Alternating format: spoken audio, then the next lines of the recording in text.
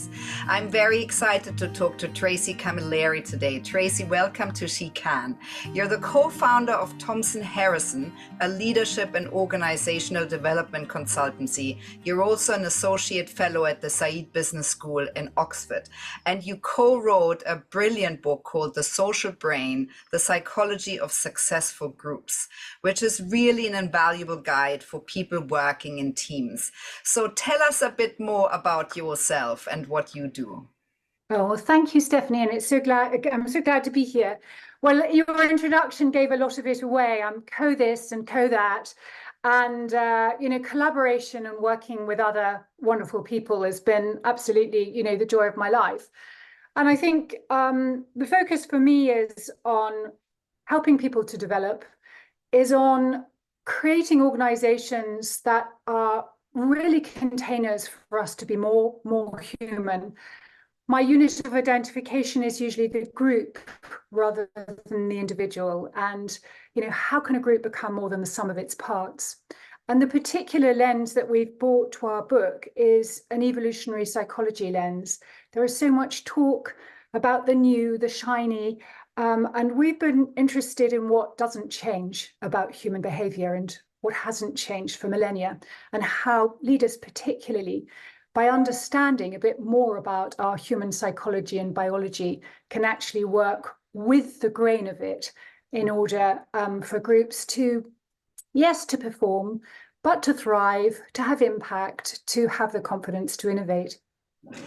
Which I love, Tracey, and I'm reading the book and I've learned so much already about, all the things that you've been learning and the knowledge that now you put out into the world. Tracey, so tell us a bit more about your journey. How did you get to the place where you thought, I'm really interested in how people work best together? Well, that's a good question. I suppose I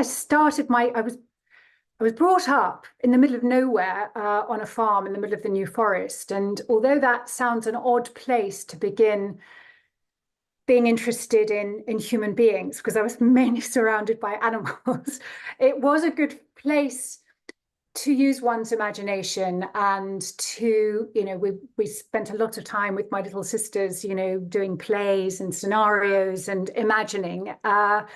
And then I suppose working through university, I had a lot of jobs like being a tea lady or being a receptionist. And I've always liked watching the dynamics of human systems and how people really behave. I spent a year studying in Alabama where I felt completely out of my depth and out of my league. And, and that again was an exercise in being an outsider, but just watching and being fascinated by culture, by what brings out the best in people. And I think then working at Oxford Said Business School and teaching, thinking how do you create a group that can really collaborate where they're not competing with each other, but actually, they're contributing to one another.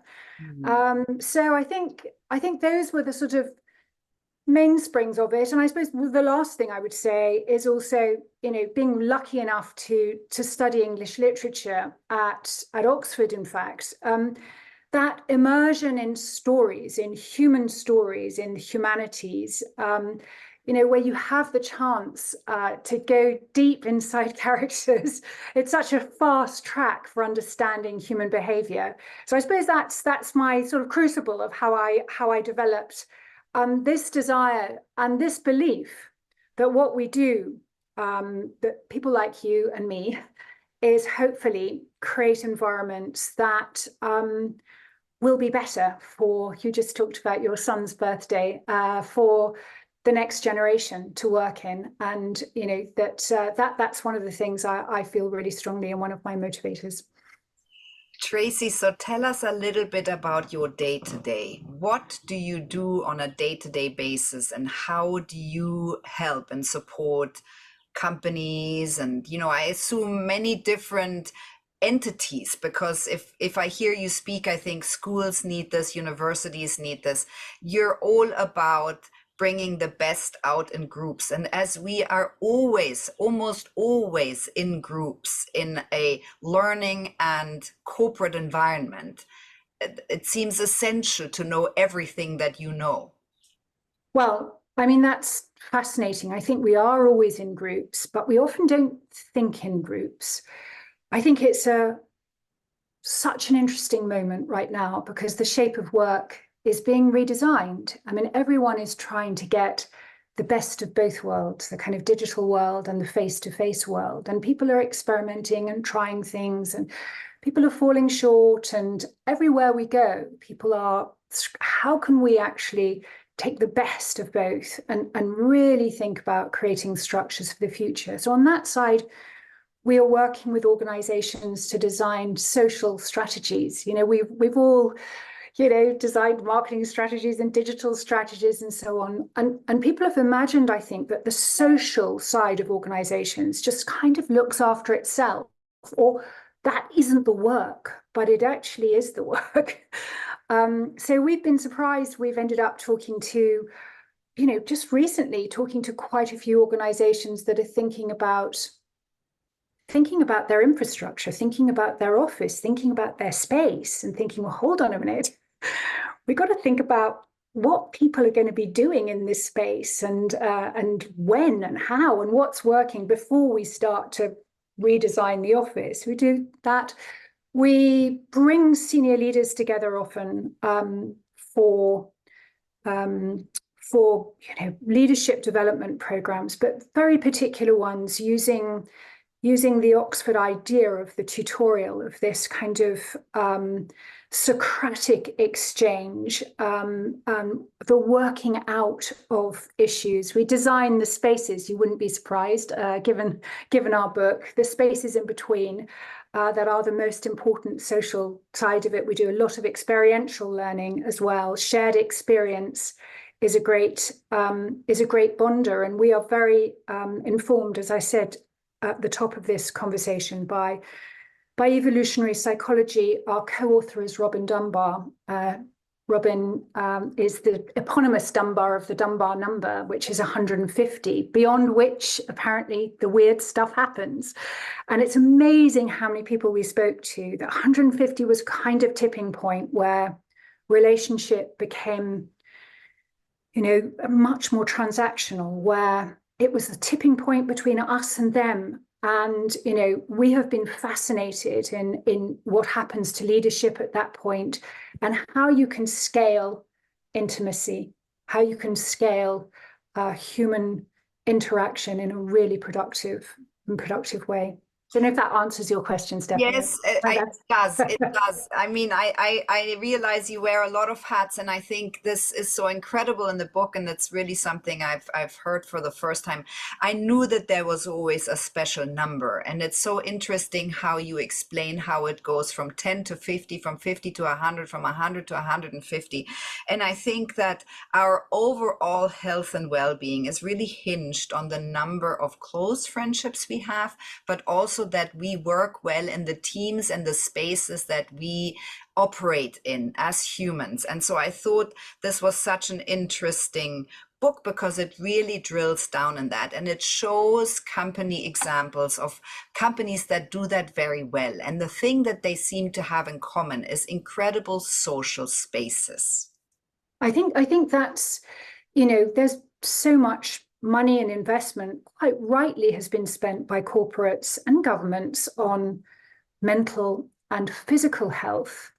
But right back in the 1950s, when the World Health Organization was defining well-being, there was a third, which was social health, that actually true well-being comes from mental, physical, and social health. And again, your point about health, Robin always says, and there's research to show that the most powerful thing you can do to prolong your life, better than giving up smoking, better than losing weight, is to have 5 friends. And for a long time, they have been somewhat bewildered about that. But recent research is showing that even has an effect on one's immune system. And so you're right, the word health and social health is very much at the center of what we do with organizations. Tell us a little bit more about the time when you were sorting applications for the leadership program in Oxford that you were running. Sure. Yes, I was the director for 10 years of the Oxford Strategic Leadership Programme. It's an amazing development programme that happens twice a year, and people apply from all over the world. And I used to set myself the challenge to sort the applications at the end of the process in a blind way, not knowing who they were from. And I could pretty much, though not always 100%, sort them according to the men and the women who were applying. And the difference was this. The guys generally saw their strategic problems to be externally present. So it was the board, or it was the supply chain, or it was the currency rate, or it was something out there. And almost to a one, the women, the brilliant women who came, saw the shortfall and the challenge within themselves. They saw it as something perhaps that they lacked, some kind of capability. And I used to think that was extraordinary because, of course, when they came onto the program, these women were brilliant. They were leading, they were doing so well. And I never really understood why that was. And I used to talk about it on the program, something so stark. And I think that does link back to this confidence gap somehow, that whether it's, I don't know, whether it's testosterone, what it is, or the way we're brought up. But I think finding ways to close that gap is an important thing for us as busy, successful women. Yeah. Thank you so much for saying that, Tracey. There's a woman called Elise Lunan, and she wrote a book on our best behavior. And she explains to us why that is, and that we are conditioned as women for goodness rather than anything else that we condition men for. So I think that's interesting. Yeah. Tracey, so what would you say is your main motivator with all the work you do? My main motivator, I think, probably comes out of, as many of us have, kind of struggling in structures that are actually transactional rather than relational, where one is required to kind of be diminished in a way by the nature of the system. And my motivator is an ongoing and deeply held belief that we can be both productive when we can work in a digital and a face-to-face world. But as human beings, we need social interaction. We need each other. And that to create the spaces, as you said, the opportunities to see that as part of the work, not the sort of just an office party. And, you know, and by social, we don't just mean fun, although we mean fun and joy, but it's the back and forth. It's the conversational. It's the learning through me having half a sentence and you having the other half of a sentence, and between the two of us making something that wasn't there before. And I think that, if that's clear at all, is my ongoing belief and motivation for the things I do. And the things that we do at Thompson Harrison is to help organizations to thrive in that human sense of the word. Tracey, so what top qualities do you think that you have that serve you to do this work? I'm very English. I'm not very good at talking about my qualities, but I knew you were going to ask me this question, so I, prepared something. I think I have late onset boldness, and I think when I was young, I was probably not particularly confident. But I think boldness with kindness, where you can actually see what's really going on. Often people don't know what they need exactly, but if you can listen and watch and really be on the side of someone who's asking the questions, but speak truth to it in a bold sort of way, I think that is helpful.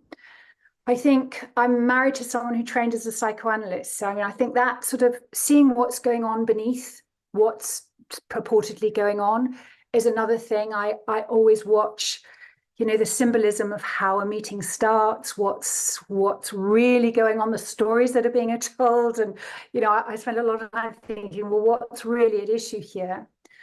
I'm curious myself. I always, I love to be in situations where I don't, I'm going to learn. And, I love a blank piece of paper and think we can start and, create together. And I love, back to that thing right at the beginning, I love collaborating. I love the co-side of things, I love, our clients, we're so lucky, are often, really prepared to be partners with us and sounding boards, which is a great joy. Tracey, so give us some top tips for young women, but maybe women of any age, how they can be more self-serving and do themselves more favors in the work environment or any environment potentially.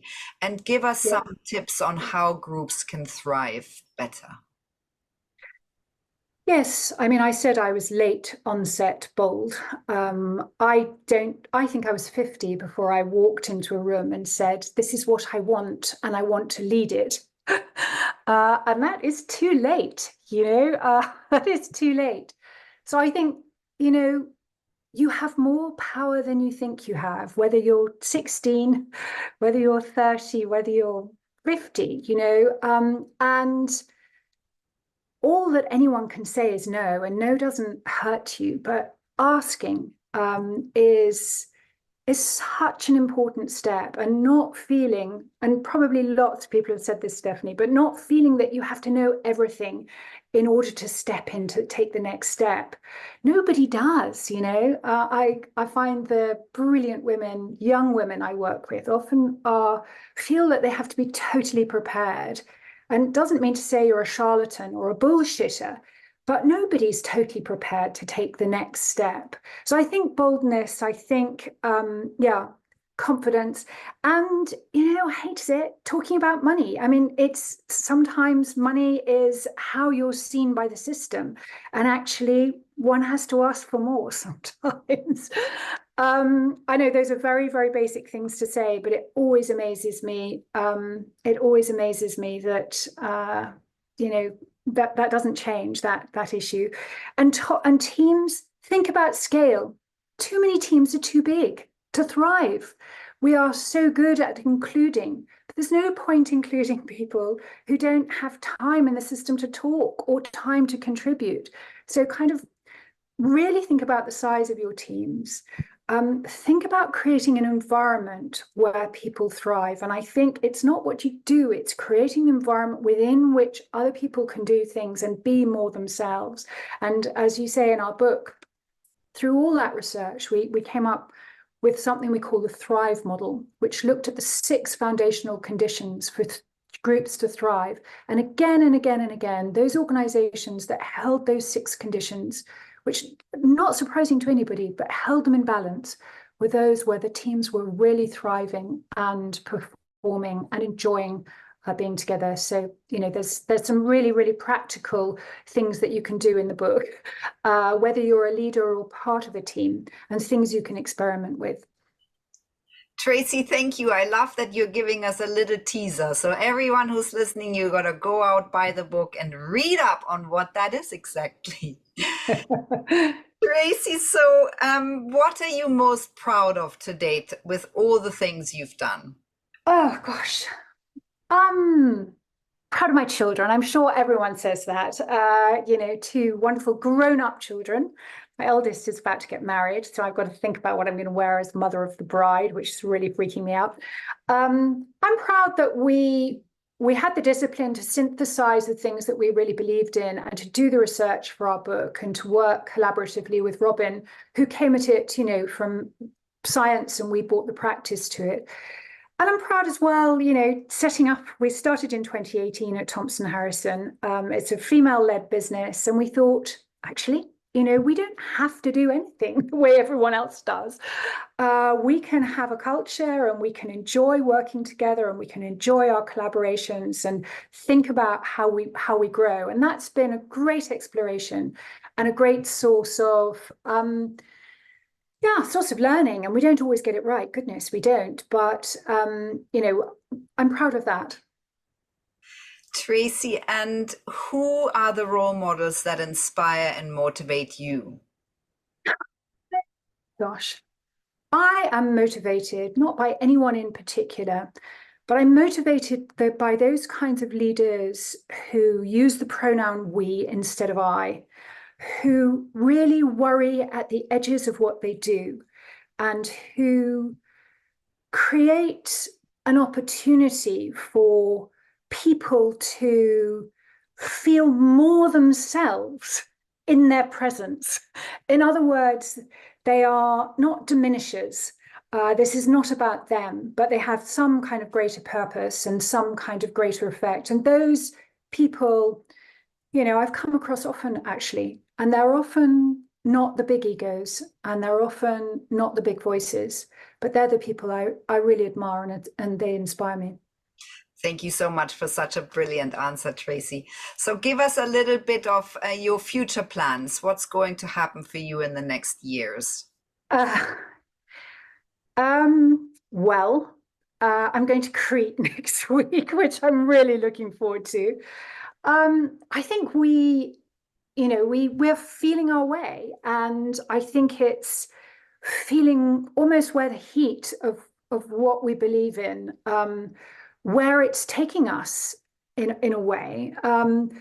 Everybody looks to grow. We look to grow within reason. We don't want to kind of throw the baby out with the bathwater of what we envisaged originally. But I think we look for like-minded clients. We look for working in different sorts of sectors, potentially just starting to work in government as well, to be able to see if we can make a difference. Tracey, I'm very grateful for this really inspiring conversations. I'm very grateful for this incredible work that you do that makes the spaces that we inhabit as humans better. And all the spaces we inhabit need to be better for future, whether that's in government, in a learning environment, or in corporations. So thank you so much for all the incredible work you put out. Thank you for inviting me, Stephanie.